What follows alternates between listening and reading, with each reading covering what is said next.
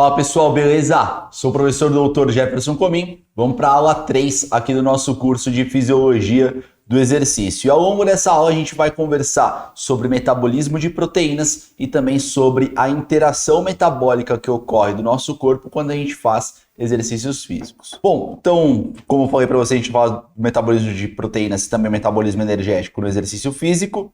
Se tratando do metabolismo de proteínas, o que você tem que saber sobre proteínas? Quantas proteínas existem no mundo? Infinitas, tá? A cada dia que passa, a ciência descobre a existência de uma nova proteína. E essas proteínas, elas são formadas a partir de aminoácidos, são as unidades estruturais, que eu peço para todo mundo imaginar. Imagina que você tem um trem, onde o trem é a proteína, e cada vagãozinho desse trem é um aminoácido, tá? Os aminoácidos, eles são basicamente formados por um carbono alfa, onde nós temos um grupo ácido carboxílico, por isso o nome aminoácido, e também um grupo amino, de novo, por isso o nome aminoácido. A gente vai ter um hidrogênio, o que nós chamamos de cadeia lateral, que é o que diferencia um aminoácido do outro.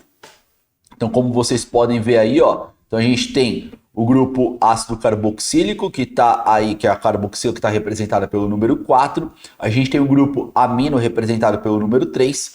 O carbono central, ou carbono alfa, que está representado aí pelo número 2. E o radical, ou cadeia lateral, que está representado aí pelo número 1. O que vai mudar de um aminoácido para o outro vai ser justamente esse radical, essa cadeia lateral. E aí os aminoácidos, eles são basicamente divididos em aminoácidos essenciais, aminoácidos não essenciais e também há uma subdivisão que seria dos aminoácidos condicionalmente essenciais. Então se liga só, o que é um aminoácido essencial? É um aminoácido que o nosso corpo não produz, então é essencial você comer esse tipo de aminoácido, você obtê-lo através da alimentação.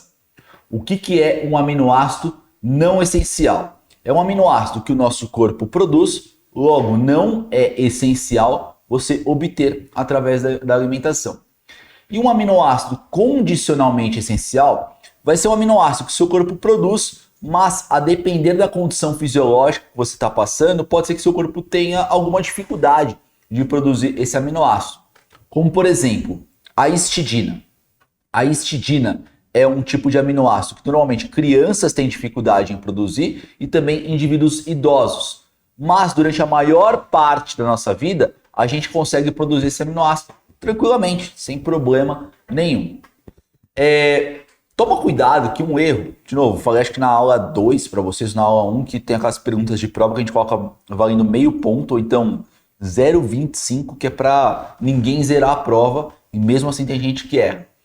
Quando você coloca lá, diferencie aminoácido essencial de não essencial. E o aluno escreve: aminoácido não essencial não é importante. E aminoácido essencial é importante. Toma cuidado que isso é um erro gravíssimo. Por quê? O aminoácido não essencial ele é tão importante para o nosso corpo que o nosso próprio corpo já o produz. Não pode ficar sem. Ele só é classificado como não essencial porque não é essencial você comer ele. Tá? Então toma cuidado com esse tipo de associação, que é uma associação extremamente errada, tá? Achando que está classificado de acordo com a importância dele. Todos são importantes, só que uns são mais importantes você obter através da alimentação. Você também consegue dividir os aminoácidos, não vou entrar muito nesse mérito, porque senão a gente vai muito para a parte da bioquímica só, e não da fisiologia, mas nós conseguimos dividir os aminoácidos também de acordo com a polaridade deles. Então nós temos aminoácidos polares, apolares e uma divisão de aminoácidos neutros, básicos e também polar sem carga. Sobre a digestão das proteínas. Pessoal, o que acontece aqui? Quando você consome uma proteína, essa proteína ela passa pelo seu trato gastrointestinal, sendo que o início da digestão de proteínas ele ocorre ali no estômago. Então você tem a proteína ela não fica lisinha, ela na verdade é um embolado, um emaranhado de fios. Imagina que uma proteína que você consumiu é como se fosse um fio todo embolado, tudo bem? Quando esse fio todo embolado ele chega no seu estômago, ele tem contato com ácido clorídrico e a partir desse momento a gente vai começar a fazer a desnaturação proteica, Ou seja, a gente vai começar a modificar a conformação da proteína. A gente vai começar a desembolar esse fio. Tudo bem? Nesse momento também você vai ter a atuação de pepsinas que vão já começar a fazer a digestão dessa proteína. Vai pegar essa proteína, vai ajudar na desnaturação proteica, desembolar esse fio, mas também vai começar a quebrar as ligações que ocorrem entre os aminoácidos, que são ligações peptídicas. Para ficar mais visível para você, Jeff, como que eu consigo ver a desnaturação proteica? Imagina que você vai fritar um ovo. Então você pega lá a chapa quente, você pega o ovo e quebra ali o ovo na chapa quente. A clara do ovo naquele momento, ela é transparente, né? E ela é líquida, gelatinosa, enfim. Naquele momento a clara começa a ficar branca, esbranquiçada e sólida. O que aconteceu? O fato de você modificar a temperatura da proteína, da albumina que está contida lá na clara do ovo, faz com que essa clara ela sofra desnaturação proteica. E dessa forma, a modificação da estrutura da proteína faz com que você consiga visualizar essas características de você ter ali agora a clara do ovo sólida e ela também está esbranquiçada. Um outro exemplo, a mulherada que faz chapinha no cabelo. O que acontece? Tem ali as proteínas de queratina. Quando você faz a chapinha no cabelo, você esquenta as estruturas do cabelo e você promove essa modificação estrutural nas proteínas. E o cabelo acaba ficando liso.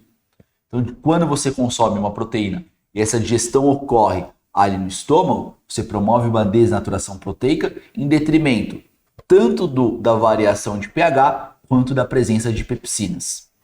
Bom, agora a gente tem aí esses aminoácidos, peptídeos que foram digeridos pelo estômago, e esses aminoácidos eles vão lá para o seu intestino.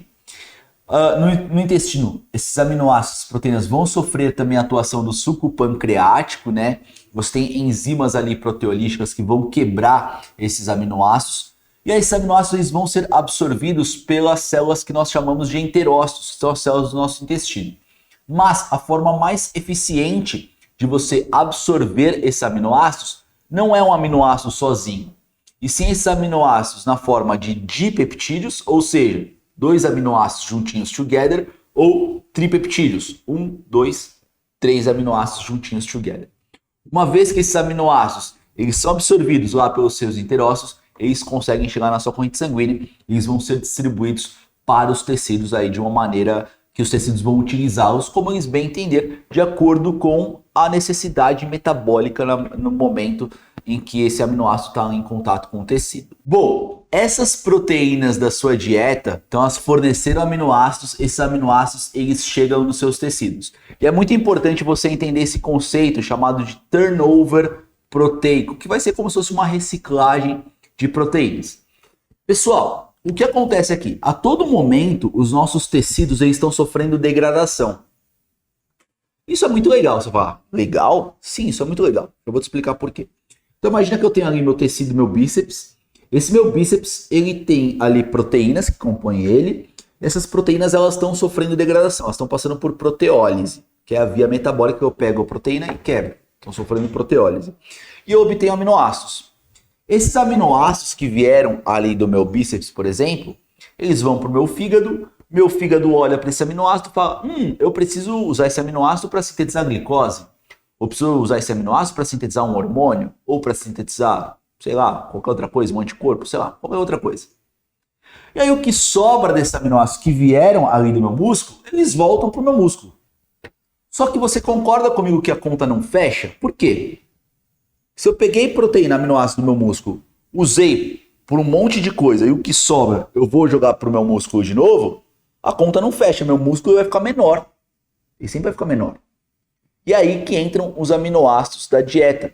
Então o que seria o turnover proteico? É esse processo pelo qual eu pego essas proteínas, esses aminoácidos que estão nos meus tecidos, no exemplo, na minha musculatura, utilizo esses aminoácidos como o meu organismo precisar e eu reponho esses aminoácidos para a minha musculatura. Isso é o turnover proteico. A conta não fecha e é por isso que é importante você consumir proteínas através da sua alimentação para repor esses aminoácidos para os seus tecidos. Nesse caso, no exemplo, para a musculatura, tá? Pô, Jeff, mas você falou que esse processo ele é legal. Sim, ele é extremamente legal. Sabe por quê? Porque é um processo de reciclagem. Imagina que a sua proteína já está ficando velhinha ali no seu músculo, você degrada ela, utiliza o que dá para utilizar e depois repõe ela com novos aminoácidos. É uma reciclagem. Então, do ponto de vista biológico e evolutivo, isso é fantástico, isso é muito legal para os nossos tecidos, tá bom? Então, isso que é o turnover proteico, esse processo de reciclagem que ocorre aí dos nossos tecidos. Eu estou usando o músculo como exemplo, mas outros tecidos também passam por turnover proteico. Na minha formação eu sou nutricionista, não sei se vocês sabem disso, mas na minha formação eu sou nutricionista, não sei qual é a formação de vocês, eu acredito que vocês sejam nutricionistas ou professores de educação física, eu chutaria que mais professores de educação física. Mas qual que é a grande pergunta do nutricionista? É, quanto de proteína que eu tenho que repor para sustentar esse turnover proteico de acordo com o objetivo do meu paciente? Pode ser que eu tenha que dar mais proteína, pode ser que eu tenha que dar menos proteína. E aí, como vocês estão vendo aqui nessa imagem, então nós temos de novo síntese. O que significa isso? É síntese de novo, síntese que o nosso próprio corpo faz. Ele consegue fazer aí aminoácidos. Quais aminoácidos o corpo produz? São os essenciais, não essenciais ou condicionalmente essenciais? São os aminoácidos não essenciais. Então o meu corpo está produzindo aminoácidos não essenciais, como no caso da alanina e da glutamina. Eu obtenho aminoácidos através das proteínas que eu estou comendo e eu obtenho também aminoácidos a partir dos tecidos que estão sendo degradados. Essas três fontes de aminoácidos, elas vão colaborar para ali a manutenção de aminoácidos na minha corrente sanguínea. Nós vamos chamar de pool de aminoácidos. E esses aminoácidos da minha corrente sanguínea, eles podem ser utilizados de diferentes formas. Então, para síntese de vias metabólicas específicas, ou então para síntese de outras proteínas, ou o excesso, então não adianta você comer muita proteína, o excesso ele é oxidado e é formado, o grupo amino é formado ureia e eliminado, tá? Então essa que seria mais ou menos aí as nossas vias metabólicas relativas às proteínas e aminoácidos. Então olha só, isso aqui exemplifica bem pra gente, tá? Então, você tem a proteína da dieta, proteína endógena que você produz 2, e proteína 3 que está saindo, né? Proteína síntese proteica. Esses aminoácidos, você pode muito bem pegar e retirar o grupo amino desses aminoácidos. Imagina, por exemplo, então voltando, magicamente o pessoal da edição colocou uma caneta aqui na minha mão. E aí, imagina que isso aqui é um aminoácido, essa caneta, tá bom? Essa caneta é um aminoácido. E aí, o que o meu corpo ele consegue fazer? Meu corpo olha para esse aminoácido e fala, cara, eu estou precisando dessa parte aqui do aminoácido para obter energia. Essa outra parte aqui eu não vou usar não. O que ele faz? Ele tira essa outra parte aqui, ó. Tira e descarta. E agora ele consegue usar tudo isso daqui para obter energia. Presta atenção no que eu vou fazer aqui. Imagina que eu tenho o aminoácido, que é essa caneta.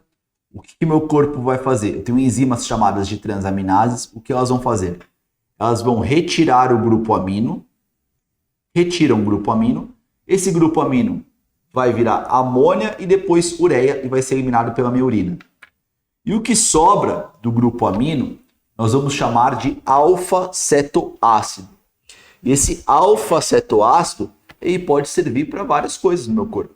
Ele pode servir, inclusive, para a formação de outros aminoácidos, ou pode servir para a formação de energia, de glicose, por exemplo. Tá? Bom, aqui a gente tem aí o metabolismo dos aminoácidos interagindo com o ciclo de Krebs. Então vocês já devem ter ouvido falar de aminoácido de cadeia ramificada, que são os BCAAs. O pessoal acredita que tomando BCA vai ficar fortão, mas a gente sabe que não adianta de nada BCA, não serve para nada a suplementação de BCA isolado. O que acontece? Os aminoácidos de cadeia ramificada, os BCAAs, que são compostos ali por isoleucina, leucina e valina, esses três aminoácidos, eles conseguem entrar no tal do ciclo de Krebs e fornecer energia, por exemplo, tá? Assim como outros aminoácidos também conseguem colaborar para o fornecimento de energia. Uma outra coisa importante que vocês têm que saber é que há uma interação entre o ciclo da ureia com o ciclo de Krebs também, tá? E aqui nesse desenho não está muito claro, mas tem até um metabolismo que a gente fala de metabolismo em formato de bicicleta, né? Onde nós teríamos Uma das rodas sendo o ciclo da ureia, a outra sendo o ciclo do ácido cítrico. Tem algumas imagens que isso fica bem nítido, dá pra você ver até o guidão da bicicleta. Enfim. E aí vamos falar sobre a aplicação do metabolismo no exercício físico. Pessoal, o que acontece aqui? Você está em repouso, aí assistindo a aula. O nariz está coçando aqui, mas você está em repouso aí assistindo a aula. Eu espero que você esteja em repouso. Você em repouso, você tem uma proporção de 500:1 entre ATP e ADP. Ou seja, em repouso o meu músculo tem 500 moléculas de ATP e apenas uma de ADP. Aí eu pego uma carga e começo a fazer contração muscular. Estou usando energia para isso? Sim, eu estou utilizando energia para fazer essa contração muscular. De onde que vem essa energia? Do ATP. Lembra que eu tenho 500 ATPs, 500 ATPs e apenas um ADP ocioso na minha musculatura? É claro que isso é uma média, tá? Pelo amor de Deus, isso aí vai de fibra muscular, enfim, vai de condição, mas isso é uma média.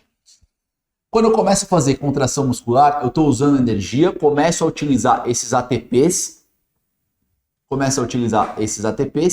e aí então essa proporção ela vai se alterando. Ou seja, se antes eu tinha 500 ATPs, eu usei 1, agora eu tenho 499 ATPs e agora eu tenho 2 ADPs. Aí eu usei mais um ATP, agora eu tenho 488 ATPs e 3 ADPs e assim por diante. À medida que essa proporção ela vai se alterando de 500:1, o seu metabolismo energético ele começa a atuar. Sendo que o primeiro metabolismo energético que vai atuar vai ser o da creatina fosfato. Então, basicamente, dá uma olhada nessa imagem aí. Então, basicamente, a gente tem o ATP, você fala músculo, contrai. A gente quebra esse ATP e nós conseguimos obter ADP, só para sustentar o trabalho, tá? Que é o músculo contraindo. O ADP, vocês viram na aula 2, que o ADP ele é pobre energeticamente, certo? O que a gente vai fazer? Vem um rapazinho chamado de creatina fosfato e ele doa o fosfato dele, para o ADP. O ADP foi lá e tem 2 fosfatos, ele ganhou mais um, ele volta a ser ATP. E dessa forma eu consigo fazer mais trabalho. Consigo sustentar novas contrações musculares, por exemplo. Mas isso daqui não dura para sempre. Na verdade, esse metabolismo que a gente fala dos fosfagênios, ele vai durar cerca de 10 segundos de contração contínua. Fazendo musculação. 10 segundos de contração contínua, teoricamente esse cara consegue fornecer ATP o suficiente para sustentar o seu trabalho. Você fala, pô, Jeff, mas eu vou fazer uma contração muscular que vai durar mais do que 10 segundos. O que vai acontecer nesse momento? Você vai precisar pegar a glicose, metabolizar a glicose através de uma via metabólica conhecida pela quebra da glicose sem a presença do oxigênio. Qual é o nome dessa via metabólica? Perfeito, glicólise anaeróbia. Então a gente vai pegar essa glicose e nós vamos quebrá-la no meio para a obtenção de 2 piruvatos. Desculpa, para obtenção de energia, a gente acaba obtendo 2 piruvatos. Esses piruvatos eles podem ser convertidos em lactato. Então, ó, quando a gente quebra a glicose através da glicólise anaeróbia, a gente consegue obter ATP também. Normalmente, esse metabolismo da glicólise anaeróbia sustenta contrações de 1 a 2 minutos, tá? De contração muscular. Então, a partir dos 10 segundos até cerca de 2 minutos, você tem aí a glicose colaborando. Jeff, de onde veio essa glicose? Essa glicose pode ter vindo da glicose que estava no seu sangue, da sua glicemia, por exemplo, ou então essa glicose ela pode ter vindo do que estava estocado, do seu glicogênio, hepático ou muscular, tanto faz. Eu coloquei essa imagem de exemplo aí para vocês. Sabe o pessoal do CrossFit que faz aqueles arranques? O pessoal pega lá, pega a carga e faz o arranque. Então pega lá a carga, faz o arranque, coloca aqui primeiro a barra em cima do peito, depois ergue acima da cabeça. O movimento é um movimento rápido? Sim. Tem peso envolvido? Também tem peso. Esse movimento ele dura mais ou menos de 10 segundos. E dura menos de 10 segundos, né? Um movimento só, colocou em cima do peito, demora menos de 10 segundos. Se demora menos do que 10 segundos, o que eu estou usando como substrato energético? Os fosfagênios, lá o metabolismo da creatina, ou eu estou utilizando como substrato energético a glicose? É evidente que eu estou utilizando ali o metabolismo da creatina nesse tipo de movimento. Agora eu pego essa glicose, se eu fosse fazer uma contração muscular que vai demorar mais tempo, eu poderia pegar essa glicose e quebrar. Então eu estou usando até 10 segundos o metabolismo dos fosfagênios. Pessoal, esse é um tipo de movimento, um tipo de exercício que a gente fala que é potência muscular. O que é potência muscular? É força vezes a velocidade. Então, no caso dessa moça que vocês estão vendo aí, ela está usando uma barra com 2 anilhas aí. Ela vai precisar de força para erguer esse peso? Vai. O movimento é rápido ou devagar? É rápido. Então, eu tenho um conceito aí de força vezes velocidade, eu tenho potência muscular. Os exercícios que envolvem potência muscular, eles estão relacionados com o metabolismo da creatina fosfato. Pô, agora tem esse cara aí boladão, fazendo leg press. Ele tá lá fazendo o leg press dele, bonitinho, bem bacana, né? Que nojo que ele tá sem camiseta. Acho que na academia não pode ir sem camiseta, não é legal. Mas beleza, esse cara tá aí fazendo o leg press dele. A série dele vai durar mais do que 10 segundos aí de contração muscular. E fora que ele já veio de outras séries, né? Se vai durar mais de 10 segundos, ele vai usar nos primeiros 10 segundos a creatina e depois vai usar o quê? Vai usar a glicose. Então eu tenho aqui por característica o metabolismo da creatina fosfato e também tenho o metabolismo da glicólise anaeróbia. Pessoal, nesses 2 casos de exercício, o primeiro deles, que é o da creatina fosfato, existe a possibilidade de eu usar oxigênio primeiro? Falei que eu uso oxigênio? Não falei. Então, metabolismo anaeróbio. No metabolismo da creatina, vocês viram alguma possibilidade de eu formar lactato? Vou até voltar nos slides. No metabolismo da creatina, ó. Fui lá para o ADP. E já vim para cá.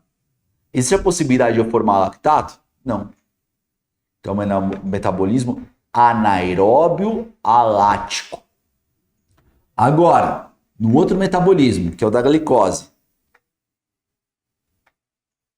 Eu usei oxigênio? Não. Então é metabolismo anaeróbio. Eu posso formar lactato? Posso.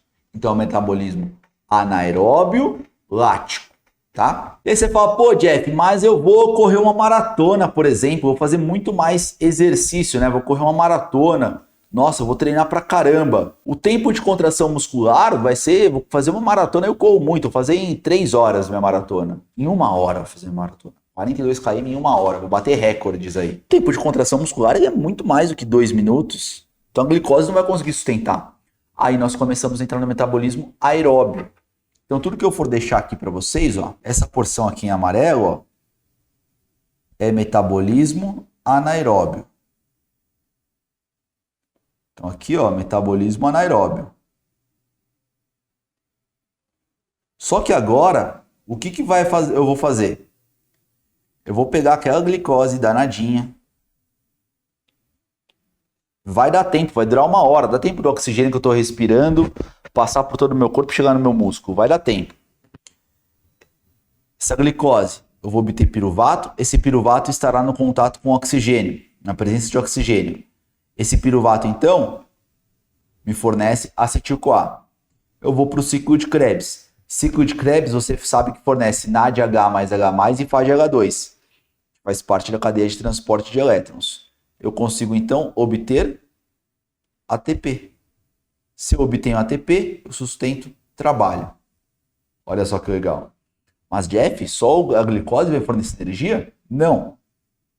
A gente pode ir lá no nosso tecido adiposo, no triacilglicerol, quebra e obtém ácidos graxos. Esses ácidos graxos, eles passam ali por beta-oxidação. A beta-oxidação colabora para o ciclo de Krebs. Se eu tenho ciclo de Krebs, eu vou para a cadeia de transporte de elétrons. Aí eu obtenho mais ATP, eu sustento trabalho. Eu posso pegar proteínas dos meus músculos, obter aminoácidos. Esses aminoácidos conseguem colaborar para o ciclo de Krebs, volta à cadeia respiratória, forneço ATP, sustento trabalho.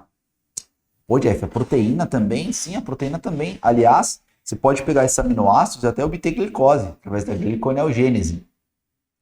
Você vê aqueles final de ano, né? Você tem a São Silvestre, que é bastante popular no Brasil, ocorre em São Paulo, mas é bastante popular no Brasil inteiro.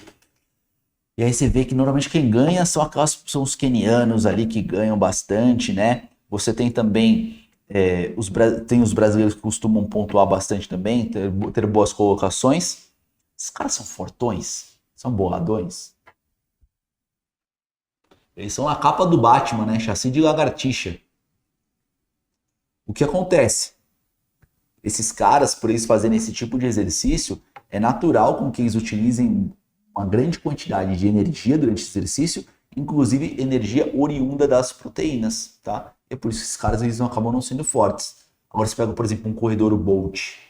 Bolt, quando ele tinha 93 quilos, não sei quando ele pesa hoje, mas quando ele competia ele tinha 93 quilos, você via ele era bem fortão, né? Mas ele não corria maratona. Ele fazia exercícios ali, provas de 100, 200, 400 metros, revezamento ele fazia. Agora, você não vê ele correndo uma maratona, né? Porque são exercícios que eles vão exigir mais força muscular. A de 100 metros, ela costuma demorar menos do que 10 segundos. Se demora menos do que 10 segundos, metabolismo da creatina. Precisa de potência muscular? Precisa de potência muscular. Potência muscular é o quê? Força vezes velocidade. O Bolt, ele era veloz? Muito. E o Bolt, ele era fraquinho ou era fortão? Ele era bem fortão, né? Era como se ele já tivesse falecido. Não, ele é bem fortão. Tá, só que tem algumas peculiaridades. Eu peguei como exemplo para vocês os esportes de combate.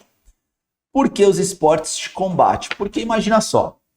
O cara vai lá, o Anderson Silva, ele vai lutar. Ele tá lá parado, ele vai lutar. Aí ele tem que resistir ao longo dos rounds. E os rounds, eles duram mais do que 2 minutos. Dura 5 minutos, talvez, 3, 4 minutos. Ele vai lá lutar. Então esse é metabolismo aeróbio, certo? Vai ter esse tempo de duração, ele vai estar fazendo uma contração muscular. Bacana. Só que quando o Anderson Silva ele dá um soco, o soco é rápido ou é devagar? O soco é rápido. Ele dura mais ou menos que 10 segundos. Menos que 10 segundos. Pera aí, Jeff. O que você está me falando? Você está me falando que para resistir ao longo dos rounds, ele está usando metabolismo aeróbio? Sim. Mas quando ele vai desferir um golpe, ele está usando metabolismo anaeróbio alático? Sim. Exatamente isso. Então, que tipo de exercício vão ser os esportes de combate? Metabolismo intermitente. Por quê?